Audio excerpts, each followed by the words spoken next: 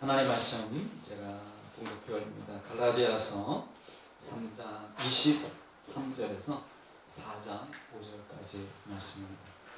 갈라디아서 3장 23절에서 4장 5절까지 제가 공독합니다.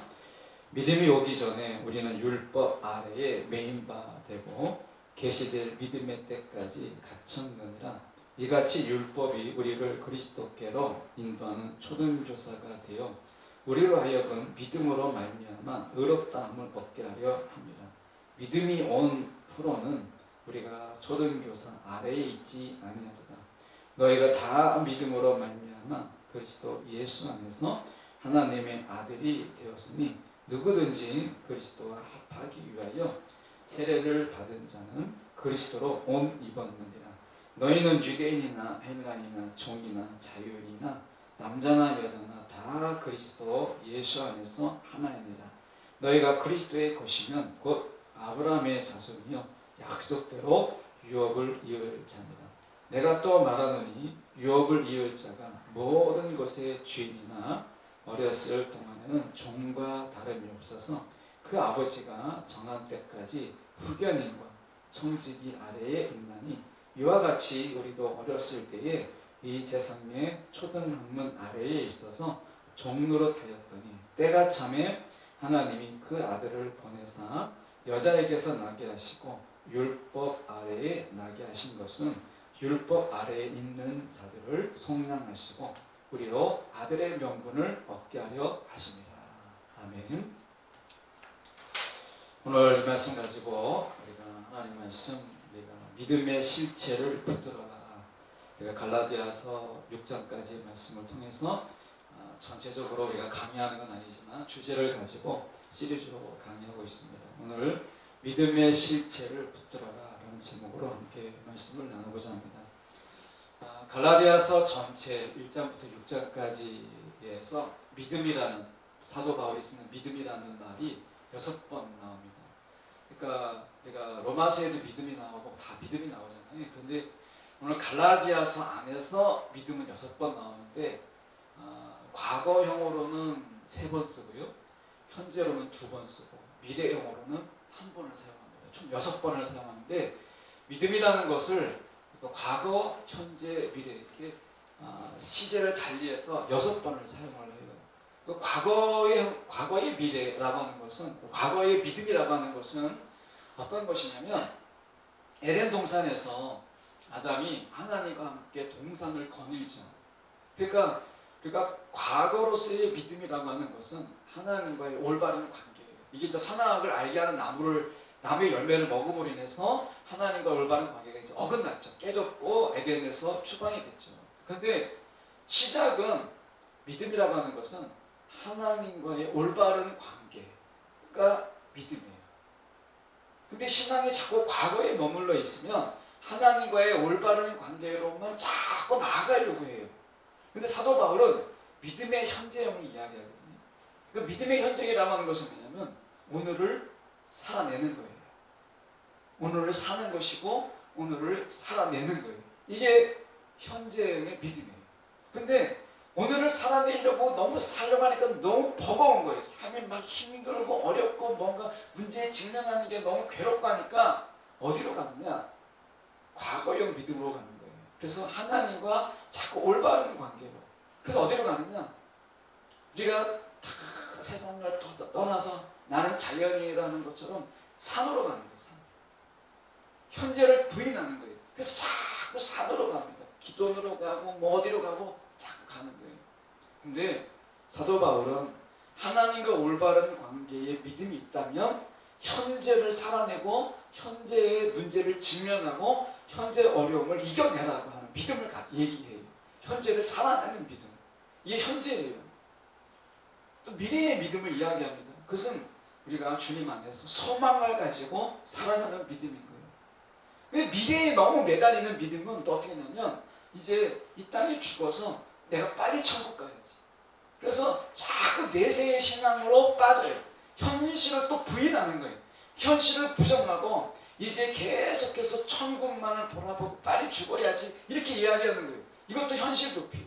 그래서 사도 바울은 과거의 믿음, 올바른 하나님의 관계가 있다면 현실을 살아내고 현실을 이겨내고 현실 속에서 문제를 부딪히지 않는 거예요. 피하지 말고.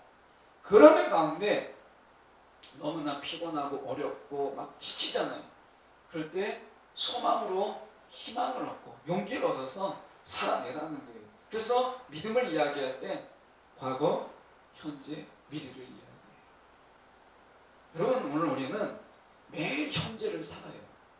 그래서 하나님의 올바른 관계라는 믿음을 가지고 오늘을 살아내는 거예요. 그리고 내일을 기대하는 거죠. 이게 믿음의 삶이에요. 사도 바울이 갈라디아에서 이야기하는 믿음. 그래서 갈라디아에서 말하는 믿음은 우리 가운데 실체가 있어요. 믿음이 자꾸 추상적이고 뭔가 철학적이고 형이상학적이고 자꾸 심리학적인 것으로 우리가 믿음을 이야기하면 믿음의 실체를 경험하지 못해요. 그 믿음의 실체가 뭐예요? 우리가 하나님의 임재를 경험하는 예배라고 하는 타이틀을 가지고 우리가 지금 예배하고 있잖아요. 그러니까 하나님의 임재를 경험하는 것, 내가 느끼는 것, 아는 것, 이게 믿음의 실체예요. 그러니까 하나님의 임재뿐만 아니라 하나님이 나와 함께하고 있다라고 하는 것, 하나님의 도우심, 하나님의 사랑, 이것이 나에게 실제가 되는 거예요. 하나님이 나를 사랑하셨기 때문에 내가 다른 사람을 사랑할 수 있잖아요. 사랑할 수 없었던 사람을 내가 사랑하는 게 이게 믿음의 실체라는 거예요. 그래서 믿음의 실체는 행동이 아니에요. 이게 하나님에서 오는 겁니다. 왜냐하면 생각해보세요. 지금 여러분이 여기에서 아무리 믿음이 좋은 분이 계셔도 하나님의 권좌에 앉아 계신, 하나님의 보좌에 앉아 계신 하나님을 여러분 강제로 이곳에 가져올 수 없어요. 하나님을 이곳에 임하시도록 끌어당길 수가 없어요. 하나님 이곳에 임하시는 것은 하나님의 절대적인 주권이에요. 그래서 여러분, 우리가 믿음의 실체를 가진 자는 기도할 수밖에 없어요. 하나님 이곳에 임하여 주셔서, 하나님 이곳에 임하여 주셔서 우리 가운데 함께 해주세요. 하나님 이곳에 임하여 주셔서 하나님을 경험하게 하시고 하나님의 임재를 내가 체험하게 해주세요. 내가 할 수 없기 때문에 하나님께 간구하고 하나님께 기도하는 거예요. 이게 여러분 하나님의 믿음의 실체를 가진 자의 삶인 거예요. 말씀으로 들어가서 저희가 보면 23절에 믿음이 오기 전에 우리는 율법 아래에 매인바 되고 계시될 믿음의 때까지 갇혔느니라 라고 얘기합니다. 율법이라고 하는 하나님이 은혜로 주신 것이죠.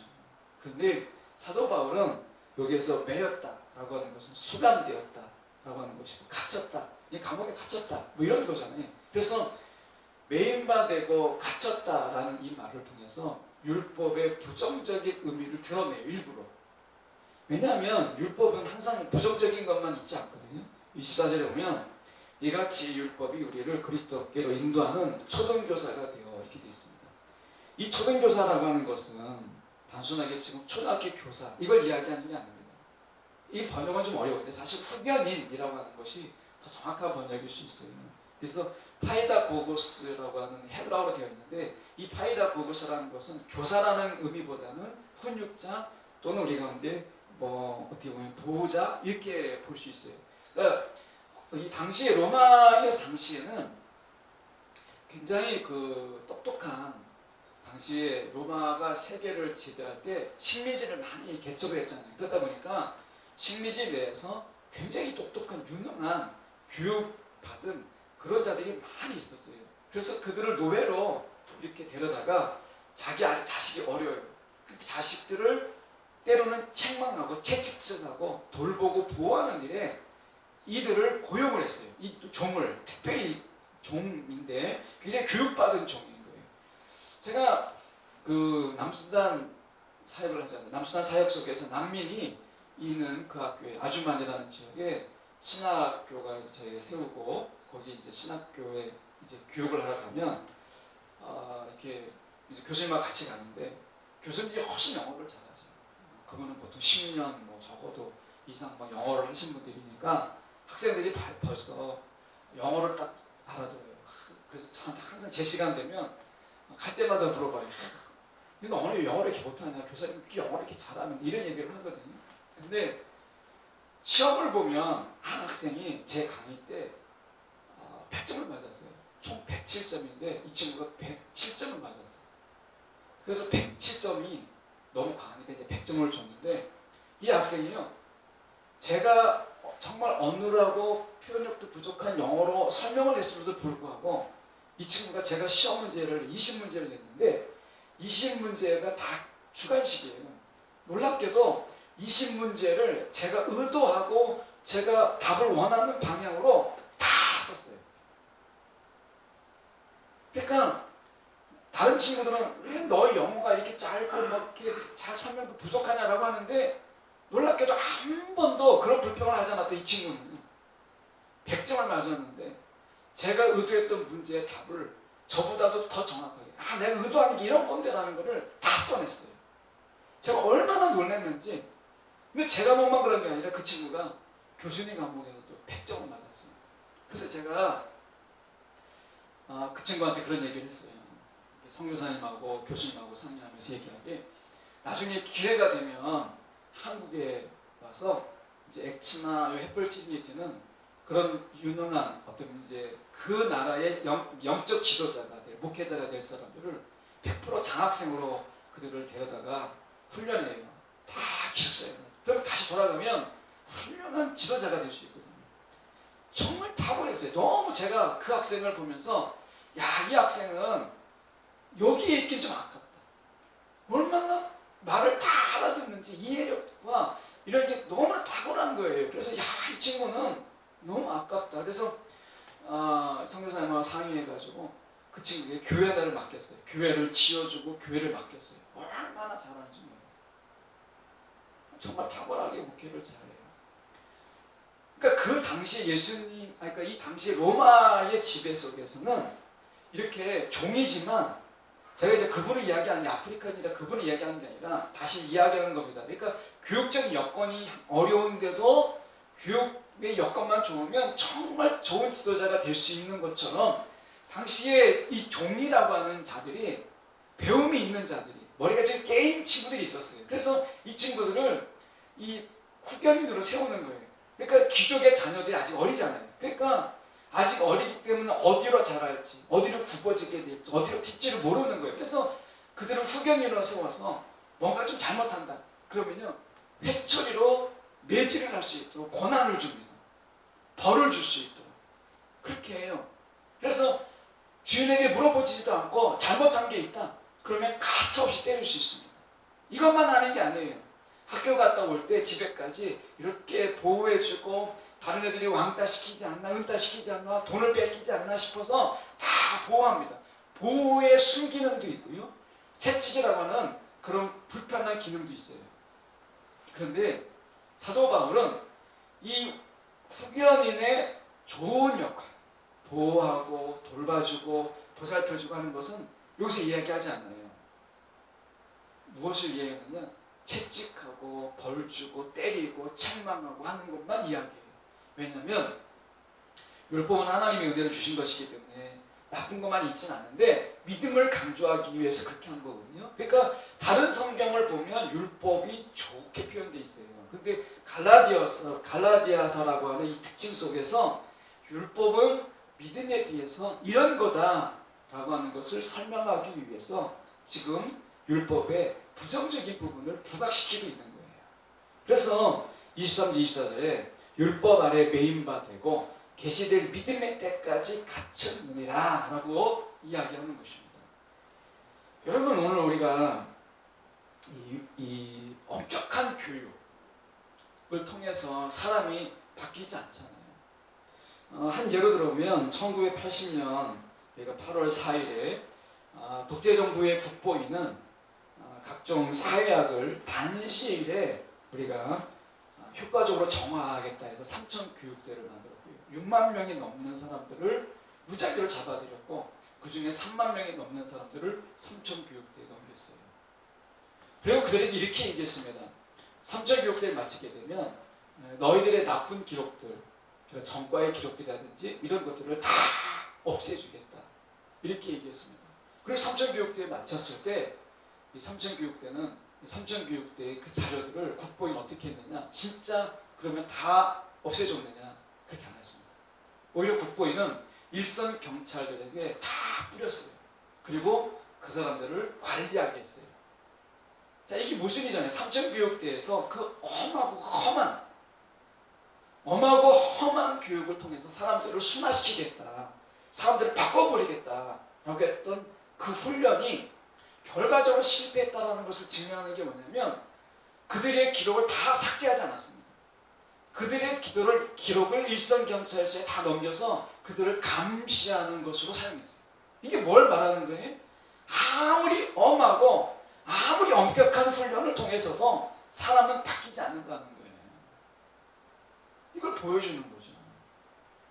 그래서 율법으로는요, 사람을 의롭게 만들 수가 없어요. 율법으로 아무리 엄하게 이게 죄다, 막 정말 철저하게 이게 죄다라고 막 이야기를 해줘도 사람은 그것 때문에 변하지 않습니다. 그것 때문에 달라지지 않아요. 이게 율법의 한계예요. 율법은요, 죄를 드러내는 거예요. 넌 죄인이다, 넌 죽을 수밖에 없다, 이것을 드러내는 게 율법의 역할이고 율법의 한계예요. 하나님이 우리 가운데 이렇게 율법의 한계를 아시고 우리 가운데 이렇게 이야기합니다. 24절 하반절에 보시면, 우리로 하여금 믿음으로 말미암아 의롭다함을 얻게 하려 함이라, 이렇게 이야기해요. 그러니까 우리가 율법이 아니라 믿음으로 의롭게 된다 라고 하는 것이죠. 여러분, 우리가 말씀 속에서 여러분 잠깐 보시면, 우리가 29절을 잠깐 보시죠. 보시면, 너희가 그리스도의 것이면 아브라함의 자손이요 약속대로 유업을 이을 자니라, 이렇게 되어 있습니다. 차례차례 보겠지만 우리가 잠깐 여러분의 생각의 정리를 위해서 생각해보면, 우리가 율법은요, 율법과 믿음을 자꾸 우리가 혼동을 해요. 그런데 율법과 믿음을 우리가 단정을 져야 본문이 이해가 좀 빨라요. 그래서 얘기를 해보면, 율법은요, 의무와 책임은 있는데 권리가 없어요. 이게 율법의 지배 아래에 있는 자예요. 그러니까 율법 아래에 있는 자를 다르게 얘기하면, 성경에서 오늘 사도 바울은 그걸 종이라고 얘기하거든요. 그래서 율법 아래에 있는 자를 종이라고 이야기하는 거예요. 근데 종은요, 노예예요. 노예. 이 시대의 노예. 노예는요, 내가 해야 될 의무가 있고 내가 책임져야 될 일이 있어요. 그런데 권리는 없어요. 이게 노예예요. 그런데 하나님의 자녀는요, 의무와 책임은 없습니다. 권리만 있어요. 권리로 사는 거예요. 권리. 자, 탕자의, 누가복음 15장에 우리가 탕자의 비유, 아버지의 비유라고 하기도 하는 그거에 보면 어떻게 해요? 이제 아들이 다 재산을 탕진하고 집으로 돌아오죠. 그런데 아들이 한 건 뭐가 있어요? 돈 다 까먹고 허랑방탕하게 쓴 거 외에는 아무것도 하는 게 없습니다. 그런데 아버지가 어떻게 합니까? 빈손으로 온 그 아들을 아버지가 버린 것으로 그 아이를 챙기고 먹여요. 권리 때문에. 아들의 권리를 회복시켜줍니다. 반지를 끼우고 신발을 끼우고 옷을 입혀요. 그러니까 아들은 권리로 사는 거예요. 권리로. 그러니까 쉽게 말하면, 종은 밤새도록 일하고 왔다가 주인이 또 일이 있으면 또 일터를 나갑니다. 그런데 상이 있거나 그렇다고 해서 엄청난 뭔가를 주지 않아요. 그건 의무니까. 근데 자녀는 안 그렇습니다. 탱자 놀다가 먹을 것이 있으면 귀한 것으로 줘요. 이건 자녀예요. 자녀는요, 권리로 삽니다. 권리. 근데 율법 아래 종은요, 의무로 살아요. 의무로. 자, 여러분이 예배가 의무이십니까? 어떤 분들은 율법의 예배를 드려요. 의무예요. 예배가 의무예요. 내가 예배를 안 드리면 하나님이 나를 때릴 것 같아요. 그 전에 제가 성경 공부를 이제 세무서에 사는데, 한 집사님이 그런 얘기를 하세요. 자기가 마라톤을 너무 좋아하는 거예요. 마라톤을 하는데, 이 마라톤이 꼭 주일날 하는 거죠. 신문사 주최를 할 때. 그러니까 한 번은 춘천 마라톤을 딱 간 거예요. 그러니까 부인에게, 아내분한테도 얘기도 안 하고 막 일찍 나온 거예요. 춘천에 가야 되니까, 마라톤을 위해서. 그런데 마라톤을 꽤 잘하시는 거예요. 완주도 몇 번 하시는 분인데, 출발한 지 1km도 안 됐는데 다리가 겹질려서 다리가 골절이 되어버렸어요. 야, 이거 하나님이 때리는구나. 하나님이 치시는구나. 그래가지고 이분의 신앙은 예배를 나와요. 주일에 예배를 나옵니다. 안 빠져요. 그리고 마라톤을 그만뒀어요. 토요일날 가는 거 아니고서는 공휴일날 나가는 마라톤. 이런 거 빼놓고는 주일에 안 가는 거. 왜? 한번 맞아봤잖아요. 다리가 부질러보니까 야, 하나님이 이번에 다리를 부러뜨렸지만 다음에 목을 부러뜨리겠구나. 이렇게 생각해서 이분은 예배가 의무예요. 안 가면 본전이에요. 가면 하나님 때리진 않으니까. 이분은 뭐 축복, 복, 사랑 이거 관심 없습니다. 하나님이 때리지만 않으면 살겠다는 거예요. 그래서 이분은 주일에 나옵니다. 근데 의무예요. 책임이에요. 그러면 하나님은 때리진 않겠지. 내가 벌만 받지 않아도 살겠다는 거예요. 이건 예배가 의무입니다. 그래서 예배를 저주받지 않기 위해서, 하나님께 의도터지지 않기 위해서 나오는 거예요. 그러니까 예배가 힘들어요. 사실은 여러분이 옛날에 영화, 긴 영화 같은 경우는 3시간짜리도 있었고요. 뮤지컬 뭐 좋아하시니까 그런 거 보면 저는 이제 베니스 상인 아직도 기억이 나는데, 이런 걸 볼 때 우리가 옛날에 판소리 완창하면 13시간 뭐 더 이상 걸린다고 그래요. 그러면 판소리 완창할 때 그 좋아하는 사람들은 그거 다 기다리면서 보잖아요. 근데 내가 억지로 참석하는 예배는요, 의무로 참석하는 이 예배는 1시간도 깁니다. 막 숨이 쑤시고 몸이 뒤틀리려고 하고 막 그러는 거예요. 여러분, 의무로서 이 기도는요, 어제 수련회 때 제가 말씀드렸지만 우리가 의무로서, 종교로서 드리는 기도는요, 다 주문이에요. 주문이 되는 거예요. 하나님께 간구하고 외침이 아닙니다. 밴드에 올렸으니까 한번 보시고요.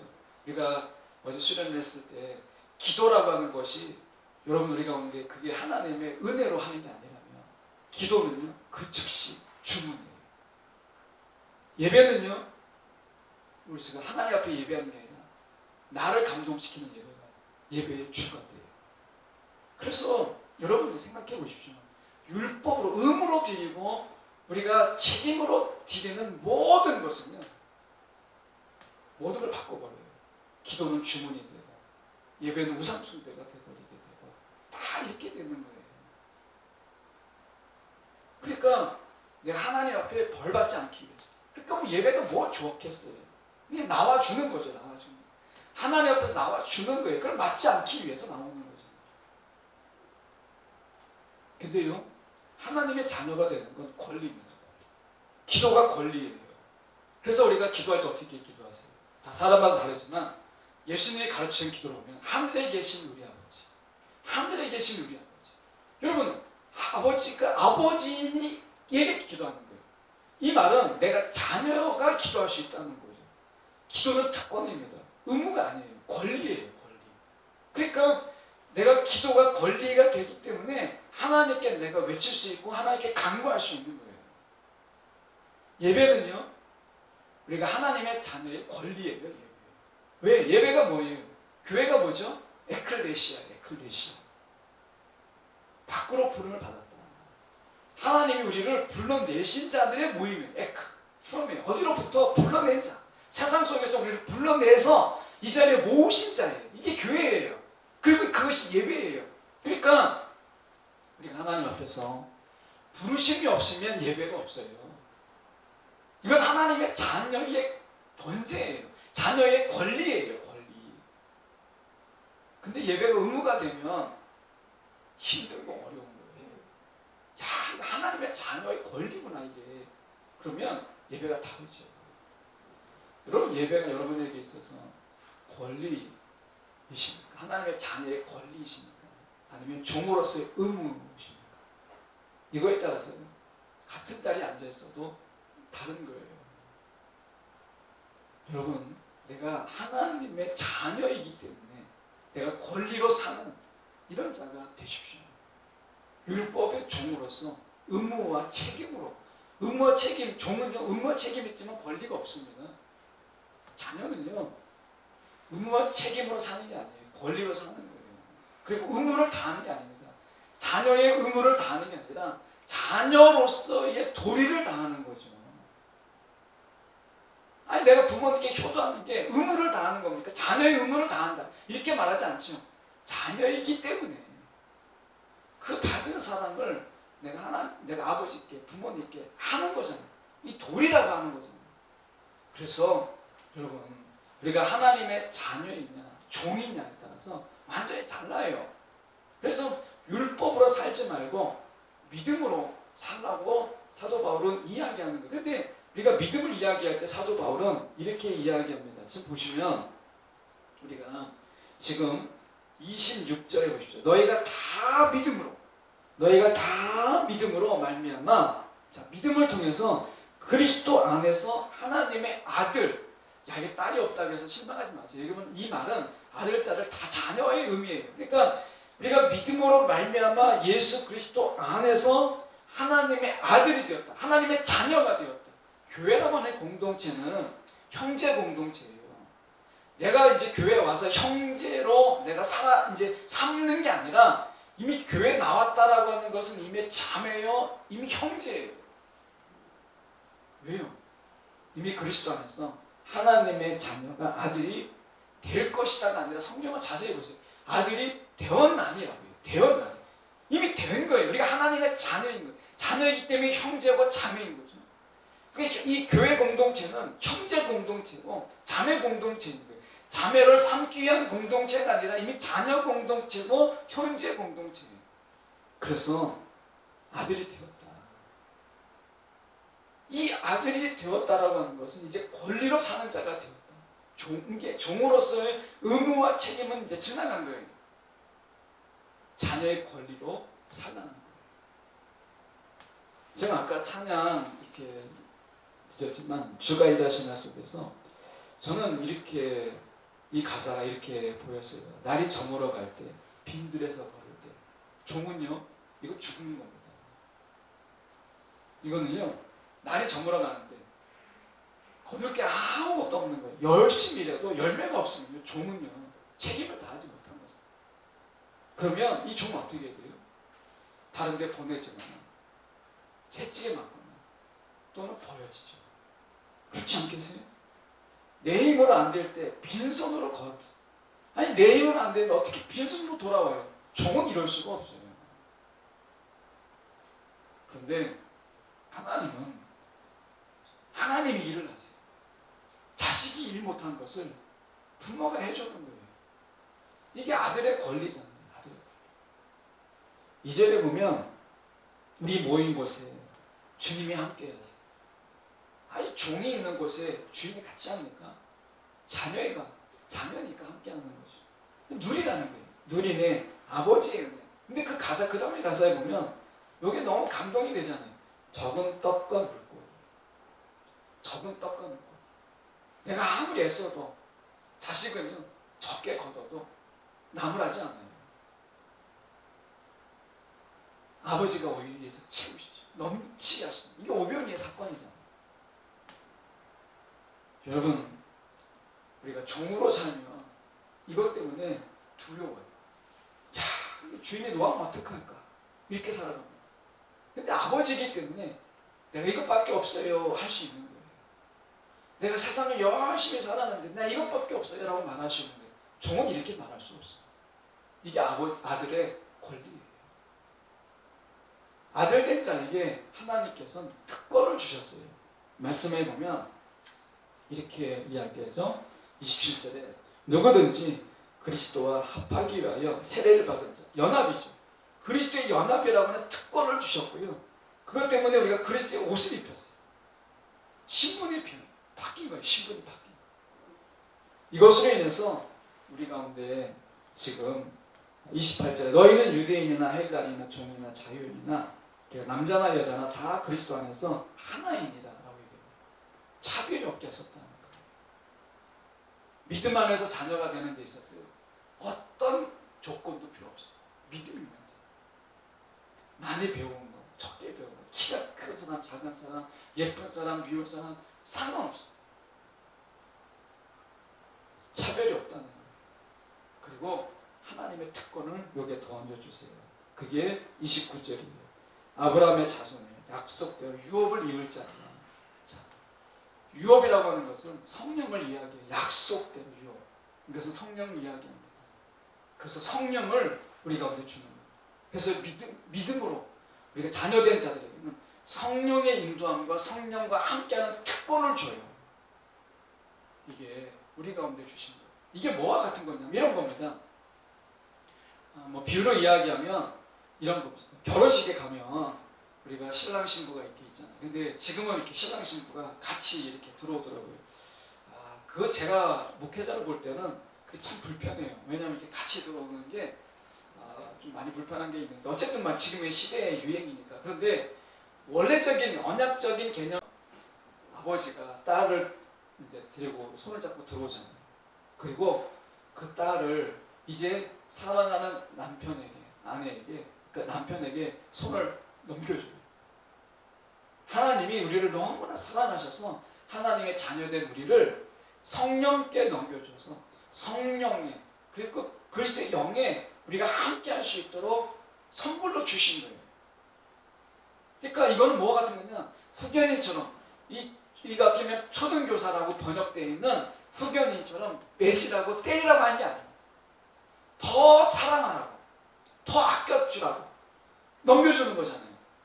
아버지가 지금까지 귀하게 길렀고 보호했던 것을 나보다 더한 사랑으로 더 아끼고 막 돌보라고 손을 넘겨준 거잖아요. 이게 성령으로 인해서 우리가 성령의 인도를 받도록 넘겨주신 것과 같은 거예요. 이게 선물이고 특권이에요. 하나님의 자녀된 이 아버지의 딸이기 때문에 그렇게 할 수 있는 거잖아요. 그 자리는요, 아버지만 설 수 있잖아요. 아버지가 그 자리에 나와서 손을 잡아주고 손을 넘겨주는 특권의 자리잖아요. 특권의 자리. 아버지가 자녀이기 때문에 주는 특권인 거예요. 이게 성령인 거예요. 우리 가운데 성령을 인해서 하나님이 지금까지 사랑해 주시고 돌보시고 눈동자같이 지켜주셨던 것처럼 그리스도의 영, 성령이 그렇게 해라, 더 하면 더 하지 덜하지 않고 그렇게 해라고 하나님의 자녀된 우리를 성령께로 넘겨주시는 거예요. 인도하라고. 그 성령의 간섭 속에 우리를 주시는 거예요. 이건 특권입니다. 하나님의 자녀된 자에게 특권. 그래서 로마서 말씀에 사도 바울은 우리 가운데 이렇게 이야기를 해요. 로마서 말씀에 보면, 로마서 8장 9절에 보면, 만일 너희 속에 하나님의 영이 거하시면 너희가 육신에 있지 아니하고 영에 있나니 누구든지 그리스도의 영이 없으면 그리스도의 사람이 아니라, 그리스도의 사람이 아니라 라고 얘기하잖아요. 4장 1절부터 5절까지 제가 본문인데요, 4장 1절부터 7절까지 사도 바울은 믿음이라는 말을 사용하지 않습니다. 사도 바울은 4장 1절부터 4장 7절까지 믿음이라는 말을 쓰지 않아요. 믿음이라는 말을 뺍니다. 그리고 그 자리에 성령을 넣어요. 사도 바울은. 그러니까 믿음으로 말미암아 우리 가운데 성령을 주시잖아요. 그러니까 이제 믿음으로 사는 게 아니라 성령으로 사는 거예요. 이 믿음 대신에 성령을 대체해요. 사도 바울. 그래서 이제 성령이 우리 가운데 오시면 믿음으로 사는 것이 곧 성령으로 사는 것과 같은 거예요. 그래서 사도 바울은 우리 가운데 이야기할 때 우리가 성령에 사로잡힌 자의 삶 속에서 분리될 수 없다. 그러니까 하나님의 아들됨은 성령의 인도함을 받는 삶과 분리되지 않습니다. 아들됨은 성령의 인도함을 받는 삶을 사는 거예요. 이게 분리되지가 않아요. 성령과 따로 내가 살 수 있다. 이건 아들됨을 포기하는 것과 같은 거예요. 내가 하나님의 자녀의 특권이라니까요. 성령과 함께 내가 살아가는 것은 여러분 아들됨의, 자녀됨의 특권이에요. 하나님은 왜 성령을 주셨어요? 왜 특권을 주셨어요? 의무와 책임이 아니라 권리를 가지고 살라는 거예요. 여러분 율법 아래 있는 자는요, 우리가 이런 얘기 많이 하잖아요. 권리 포기. 하나님 앞에 우리가 하나님이 토기장이시니까 나의 모든 권리를 맡겨서 하나님이 원하시는 날 빚어주세요 라고 하잖아요. 그게 권리 포기를 이야기하죠. 근데 율법 아래에 있는 종된 자는요, 의무와 책임만 있지 권리가 없기 때문에 권리 포기라는 말이 없어요. 율법 아래에는요 권리 포기가 없습니다. 그런데 하나님의 자녀된 자들에게는 포기할 권리가 있어요. 성령께 모든 것을, 나의 권리를 다 이양하는 거예요. 성령의 전적인 의탁이죠. 이거는요, 율법 아래서는 가능하지 않아요. 권리가 없는데. 권리가 없는데 어떻게 권리를 포기하고 어떻게 권리를 이양할 수 있겠어요? 그래서요, 권리 포기는 하나님의 자녀된 자의 특권이다 라고 하는 거예요. 하나님은 우리 가운데 믿음의 실체가 무엇이냐, 여러분, 행동이 아니라는 거예요. 행동은 율법의 행동, 의무잖아요. 겉으로 볼 때는 예배 드리는 거고, 우리가 찬양하는 거고, 우리가 선행을 하는 거고, 막 다 하는 거예요. 그런데 보면 율법으로 하는, 의무와 책임으로 하는 거고, 종의 일이나 뭐 아들의 일이나 농사를 지을 때, 과일을 돌볼 때 뭐 다 똑같지 않겠어요? 뭐 우리가 만약 목축업을 한다고 했을 때 양 돌보는 게 종이 하는 것과 주인이 아들이 하는 것과 무슨 차이가 있겠어요? 그런데 행동에는 차이가 없지만 권리에는요, 어마어마한 차이가 있는 거예요. 종은요, 주인이 시켜서 하는 거예요. 그런데 아들은 아버지가 원하기 때문에 하는 거예요. 다르잖아요. 아버지를 기쁘게 하기 위해서 하는 거예요. 아버지를 돕기 위해서 하는 거예요. 종은요, 그게 자기 일이에요.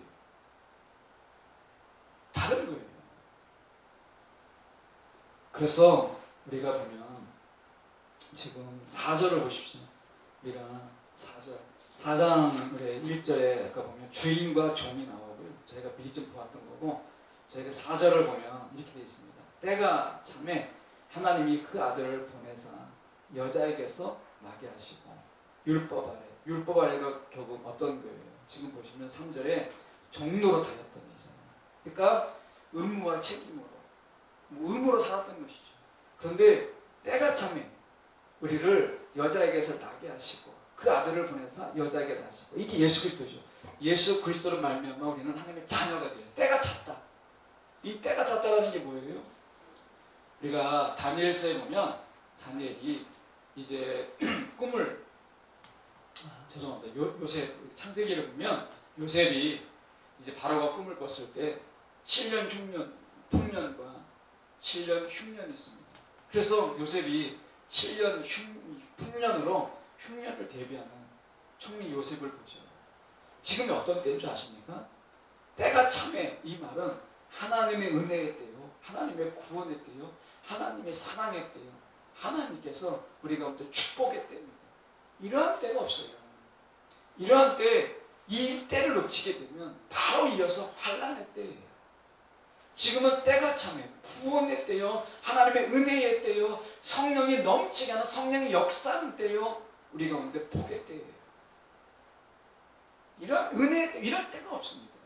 이 때가 지나면 더 이상 회개할 수 없는 때가 오게 되고요, 심판의 때가 오고 환난의 때가 옵니다. 풍년이 지나고 나면 흉년이 오는 거예요. 여러분, 지금 그래서 말씀하는 거죠. 우리 가운데 지금 성령의 때, 이 풍년의 때에 성령으로 말미암아 우리가 은혜의 풍성함과 하나님의 풍성함 속에 거해야 되는 거예요. 율법으로 살면 안 돼요. 율법으로 예배는요, 다 예배를 망쳐버립니다. 의무가 돼요. 의무로 드리는 예배는요, 하나님을 높일 수가 없어요. 결국 나를 기쁘게 하는 예배가 돼요.